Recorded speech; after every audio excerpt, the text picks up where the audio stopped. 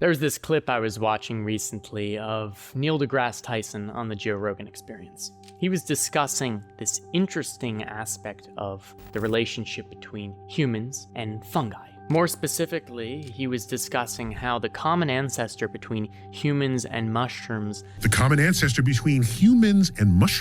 diverged later, split later, than the common ancestor than either humans or mushrooms and green plants. Then its common ancestor split with green plants. This really is a fascinating idea, even though it seems as if a mushroom is more similar to a plant. What that means is we and mushrooms are more alike than either we or mushrooms are to green plants. In fact, it goes against our intuition. A mushroom, evolutionarily speaking, is more similar to us. This is a bittersweet clip for me, because on one hand, Neil goes on to talk about how people describe the consumption of mushrooms as meaty. Well, mushrooms breathe oxygen.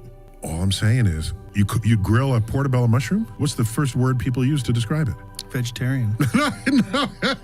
No, they talk about mushrooms tasting meaty. In a way, he even uses this metaphor. It's as if we are consuming a part of ourselves. For those of you who are new to the channel, the reason I find this idea so attractive is that I believe our evolutionary origins as a species are in some way linked to the intake of psychedelic mushrooms. I'm going to talk about this idea more in a future video because there's actually some evidence that fungus acts as a facilitator for other organisms. The symbiotic relationship doesn't just exist between mushrooms and humans, it also exists between mushrooms and trees. We'll get to that in another point. Yet, in the very next breath, Neil goes on to completely dismiss the psychedelic experience. You now want to stir in chemicals? I recognize it'll take you on a ride, but I have always valued objective reality As having no basis in understanding objective reality. This, of course, comes after he admits that he has never tried a psychedelic before. I've never